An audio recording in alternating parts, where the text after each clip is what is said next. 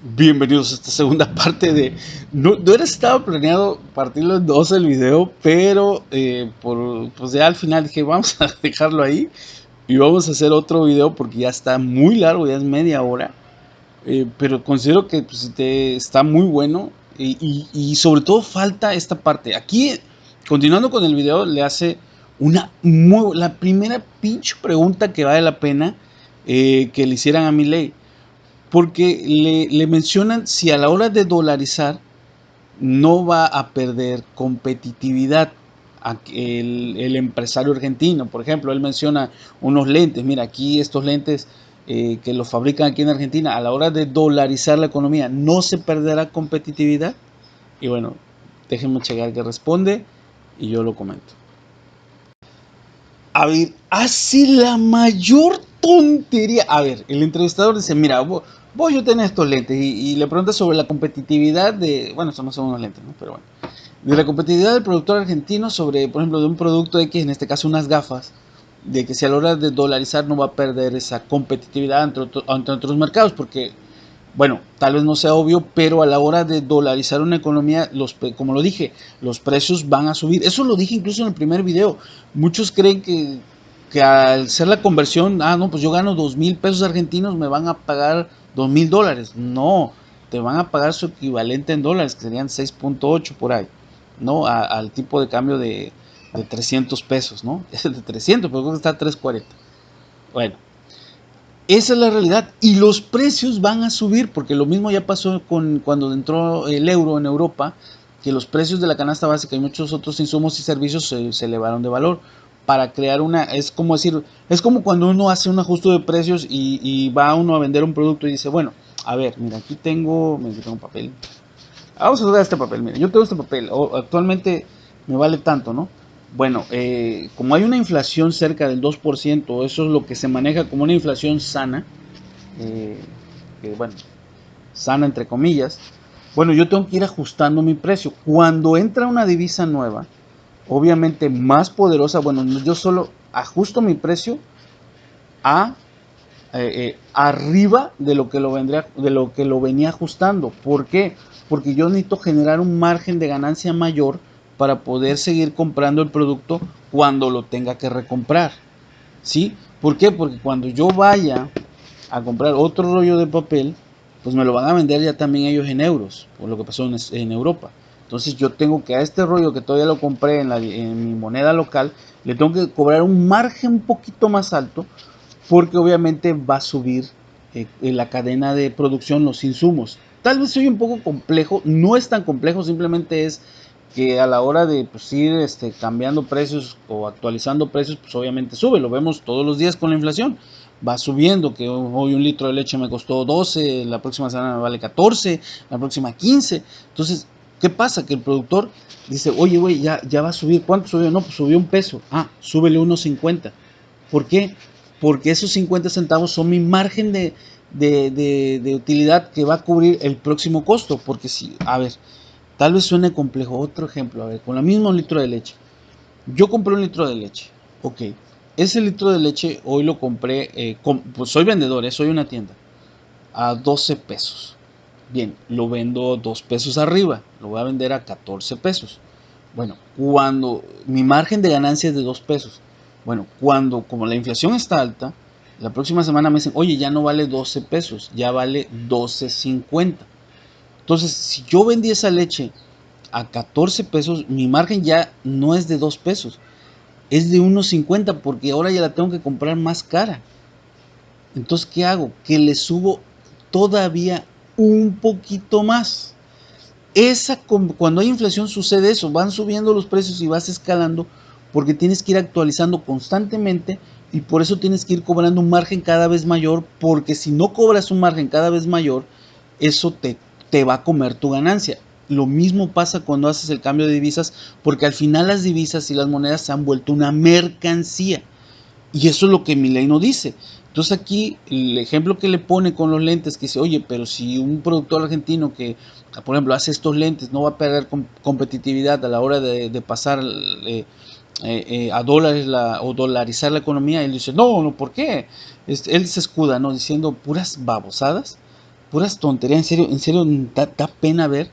Y para interrumpir el tema, porque sabe que ahí por primera vez en la entrevista le pusieron una pregunta buena, pues agarra y empieza a sacar una hoja, que esa sí tendría que ver otro programa porque no entendí, es una hoja que supuestamente él firmó de una declaratoria que hizo en otro programa, una charada completa, eso es un distractor, una cortina de humo total, porque al final no responde la pregunta, al menos hasta ahora no la ha respondido, y obviamente yo lo voy a responder, sí pierde competitividad.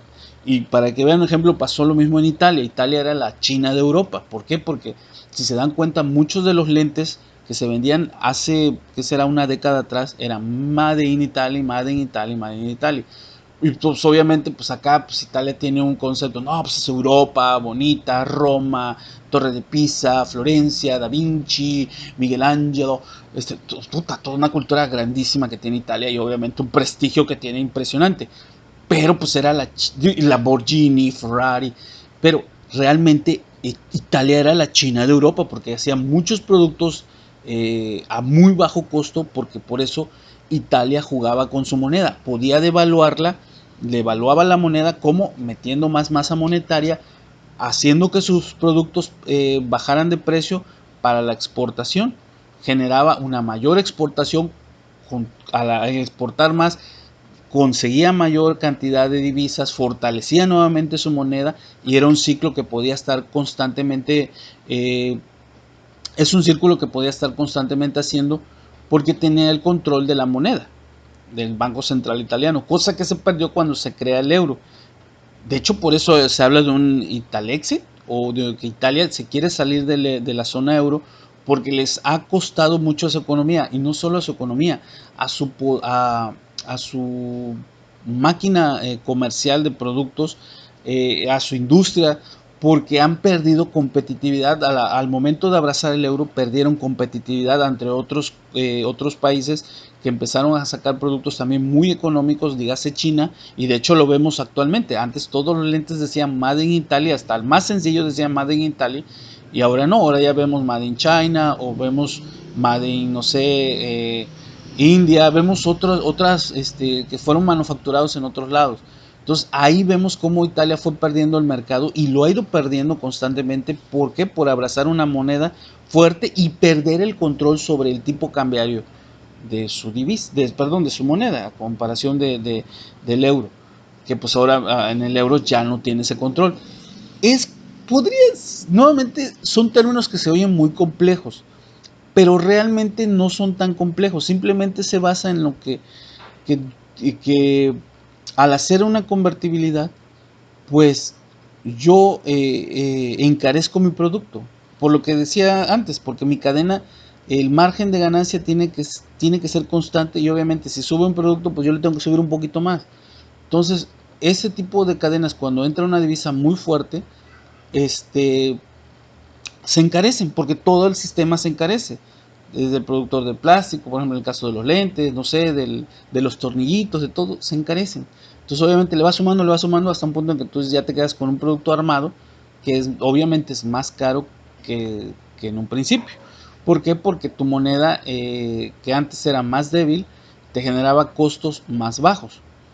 Entonces, ahora que es más fuerte, te genera costos más altos. Obviamente vas a perder competitividad, y para un ejemplo ahí está Italia. Y un ejemplo claro, antes todos decían Made in Italy, los lentes, las gafas, ahora ya no, ahora ya vemos mucho el Made in China.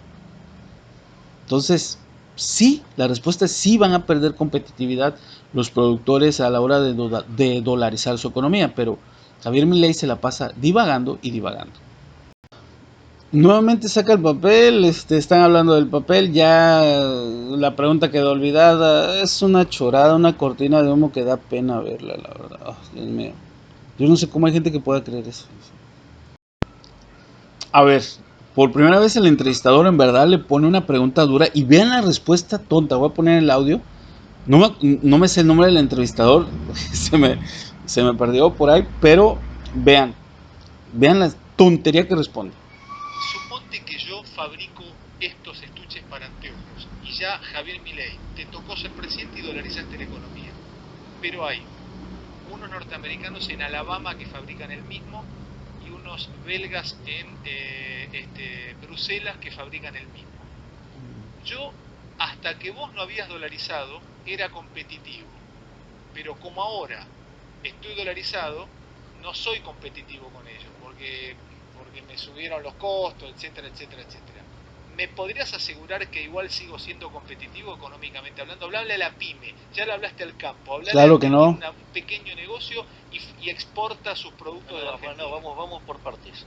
Vos me estás diciendo que entonces la competitividad se tiene que lograr a cambio del hambre de los argentinos. Eso no tiene nada que ver. Eso no tiene nada que ver. Claro, porque cuando vos abrís la economía, vos tenés un precio internacional. Y vos con ese precio tenés que cubrir tus costos. Se llama principio de imputación de Menger. Son los precios los que determinan los costos y no al revés. ¿Y vos qué tenés que enfrentar? Tenés que enfrentar el costo fiscal. Es una cadena. Y el costo del trabajo.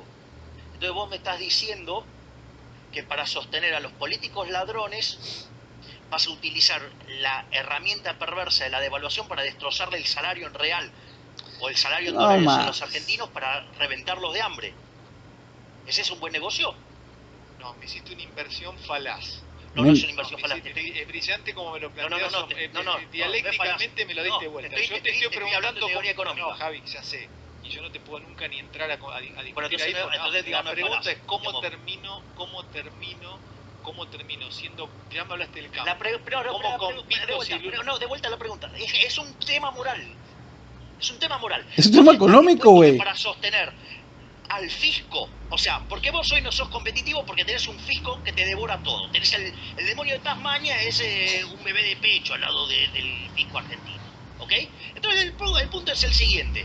Vos, digamos, para sostener a estos políticos chorros, ¿estás dispuesto a hundir en la miseria de los argentinos? No, Bien, ok, ahora te contesto esa pregunta. Entonces, el problema de la competitividad no tiene que ver con un problema monetario que es artificialmente modificarla. Lo que yo te quiero contar, que cuando vino la convertibilidad y yo estaba entrando al mundo económico, yo soy clase 71, yo soy 70 y sos 70, en la época de la convertibilidad, 92, 93, 90, la explosión de la convertibilidad, yo estaba empezando a laburar en este medio, y cuando empezó todo a irse al demonio, ¿qué te decían?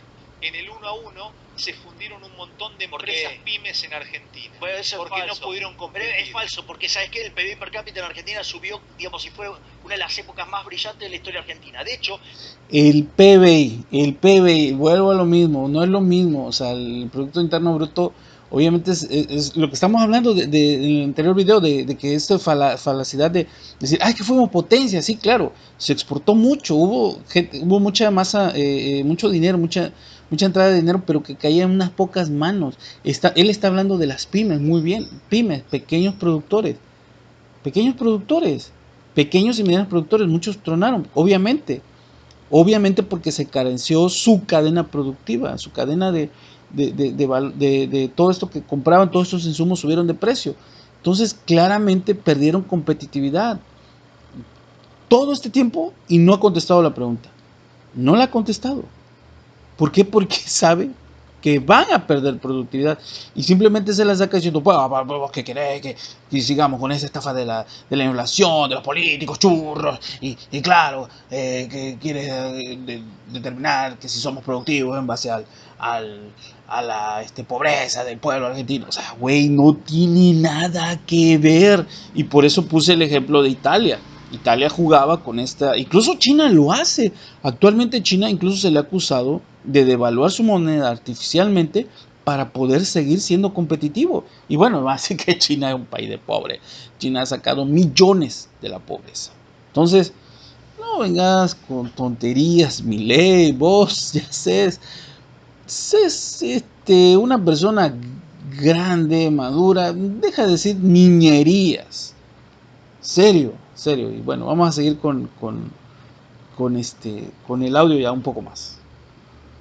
El trabajo Passing the Buck de Gerardo de la Paulera, Boselli e Irigoyen, ¿sabes lo que te muestra? Que el primer gobierno de Menem fue el mejor gobierno de la historia argentina. Dale. Basta de mentira, basta de la mentira progresista, basta. Contéstalo. Basta de mentira. Contesta. Basta. Entonces, a ver, vos sos competitivo si sos productivo, no. Y esa productividad vos no la tenés que ganar empobreciendo a la gente que labura. Basta. Basta de romperle el culo al que labura. Basta. Entonces se termina con la joda monetaria. Vos, ¿sabés qué? Vos sos productivo. Ahora ya se fue a decir que vos sos productivo si le quitas privilegio a los que laburan, ¿no? A los trabajadores, básicamente. Es que ese no es el tema. El tema es si va a seguir siendo competitivo el productor argentino al momento de dolarizar la economía. Ya te puse un ejemplo del 1 a 1 y cómo le costó pues la vida a muchas pymes, ¿no? Y él sigue de necio que sacando otros temas de que vamos a seguir jodiendo a los pobres. O sea, temas y no contesta la pregunta. Vos tenés buena tecnología, vos sabés qué, competí. Entonces si vos competís te va a ir bien. Si vos sos malo compitiendo vas a quebrar. Sí, pero para competir me tenés que dar entrenamiento. No me largues a competir con una empresa norteamericana que tiene 100 años de... Entonces, digamos, ese es el argumento de la industria infante. Llevamos 70, 80 años con el argumento de la industria infante. Nunca creció entonces. Digamos, tenemos un infante de 80 años. Se va a morir. Dale. Basta de mentira. Basta de la mentira progresista. Vos agarrá y competí. Si sos bueno, te va a ir bien. Si sos malo, vas a quebrar. Porque ¿sabes lo que pasa? Pero es spenceriano eso. ¿No? O sea, si sos bueno vas a competir. Sí, competir. Claro. No vamos a negar eso. Si te metes en una economía de libre mercado, obviamente la competencia es lo que tienes constantemente tú que reforzar, ¿no? El ser más competitivo. Pero ser competitivo deriva también de los precios que das. Y no nos hagamos tontos, sobre todo en una economía como la que estamos actualmente, pues digo, si tú no tratas, y yo creo que muchos empresarios lo ven, si tú no controlas el margen de ganancia, o sea, si tú dejas que tus productos se eleven muchísimo de precio, vas a perder competitividad. Lo vuelvo a decir, China lo hace, Italia lo hacía cuando podía. Entonces, no vengamos con tonterías.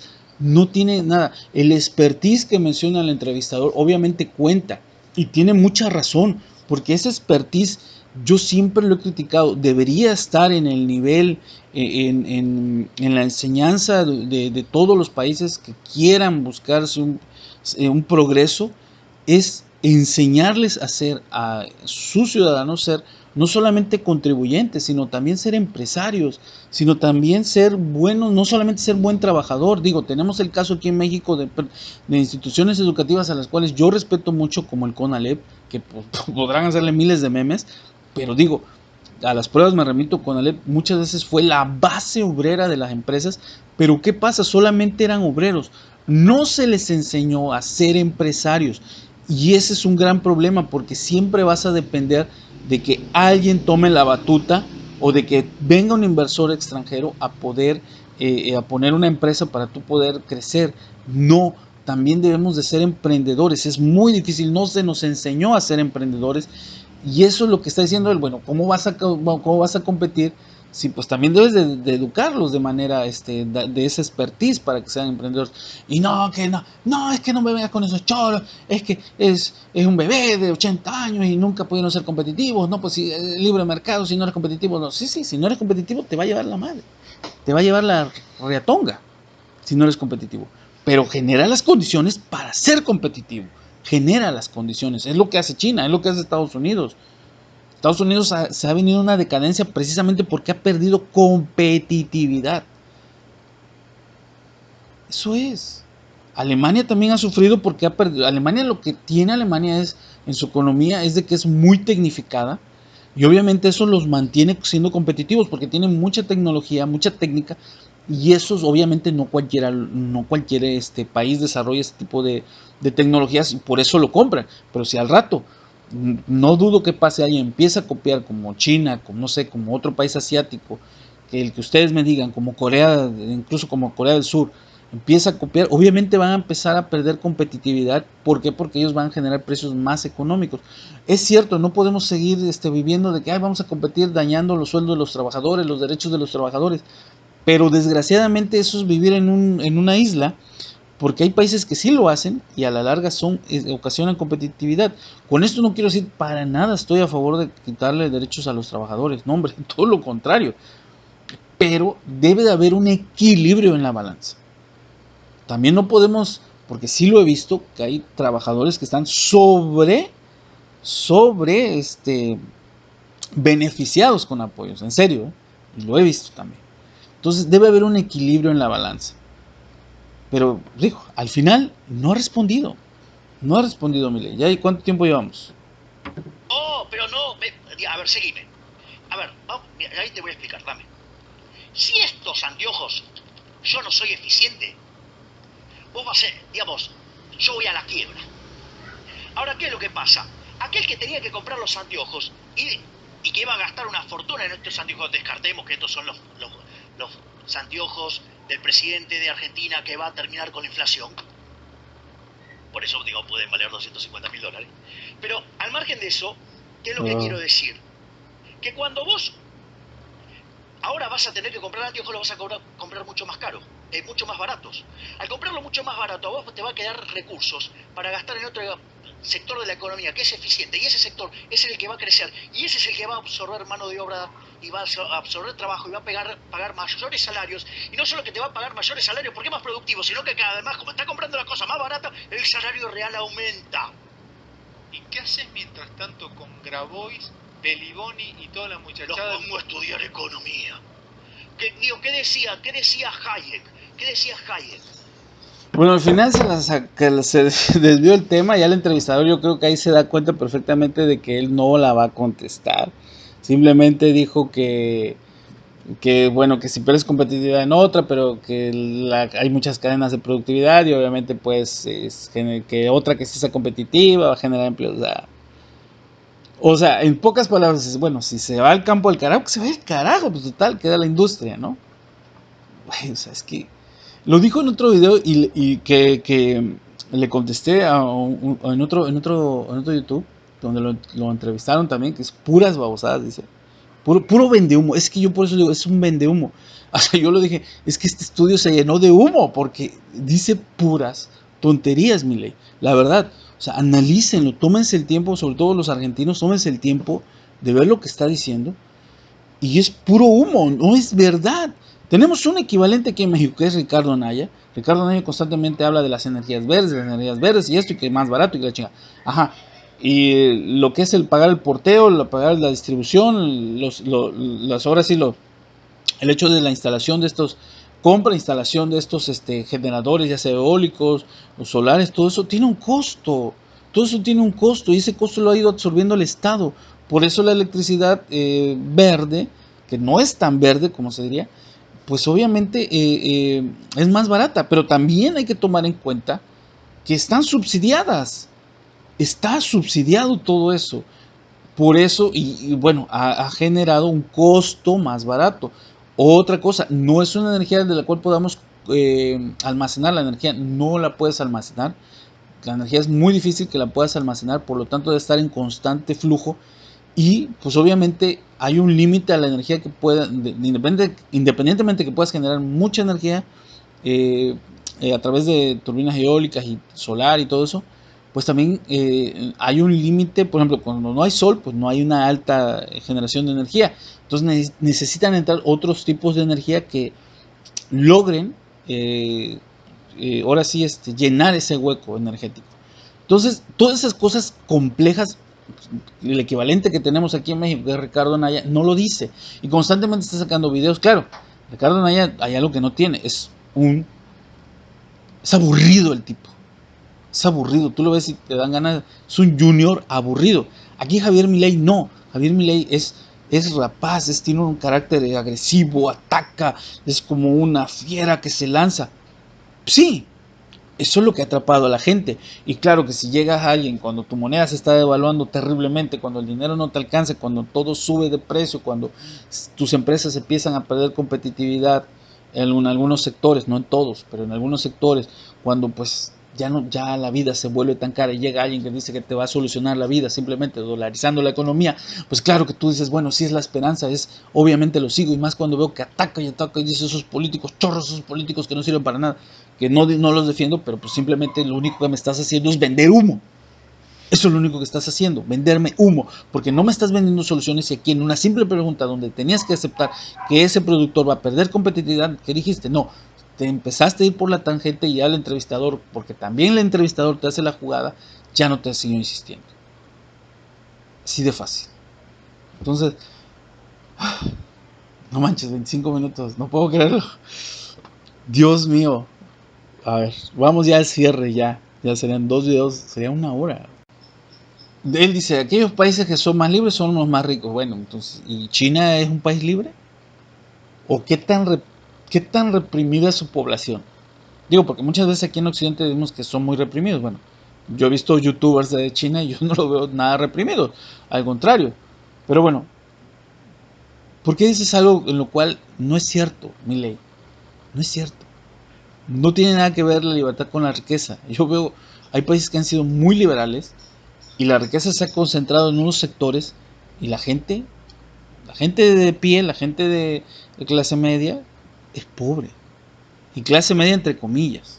Entonces, no caigamos en esos errores, en esas simplezas para explicar la vida. Creo que este tema es buenísimo para ir cerrando. Empiezan a preguntar sobre los ministerios, que imagino que son como las secretarías, y que él empieza a enumerar que él va a reducirlas a simplemente 8. Este tema es interesante, ¿eh? Este tema es interesante y voy a cerrar el video con ello. Él dice que ¿cómo le llaman? Bueno, una secretaría de acción social, que él le llama de otra manera, absorbería salud y absorbería educación. Con eso él se avienta un mega choro que salud, que educación van a entrar en acción social porque es importante y es básico. No es cierto.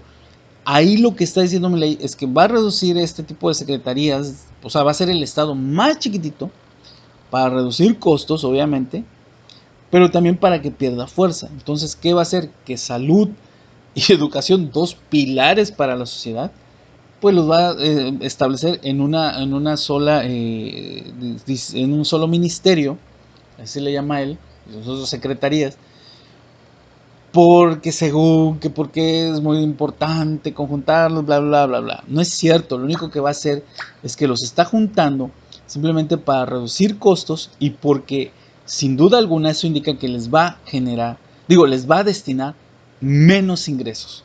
O sea, va a haber menos dinero para salud, va a haber menos dinero para educación. Y eso es lo que hacen todos los de ultraderecha, ¿eh? Eso es la regla máxima de uno de ultraderecha. Hacer el Estado más pequeño, quitarle fuerza, quitarle sectores estratégicos y lo que es salud y educación, irlo dejando ¿a qué? A manos privadas. ¿Por qué? Porque así vamos a hacer que la educación privada le vamos a dar un estatus de altura y ahora si quieres una buena educación tienes que pagar la privada. Si quieres buenos servicios de salud tienes que pagar los privados. Nada fuera de lo normal, pero al menos el Estado debe proporcionarte unos servicios básicos de buena calidad, si no tal vez de primer mundo, pero sí de buena calidad suficientes, y es precisamente lo que mi ley no lo dice, pero sin duda lo tiene en los planes, ir haciendo cada vez más pequeño. ¿Para qué? Para que la iniciativa privada tome poder, y digo, lo vemos en Colombia.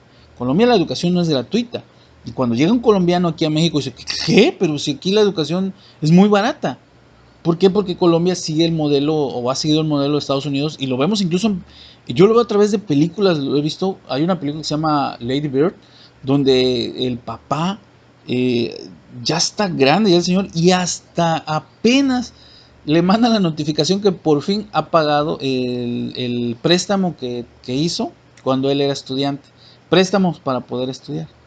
Ya después de quién sabe cuántos años, ya está grande, su hija ya está grande.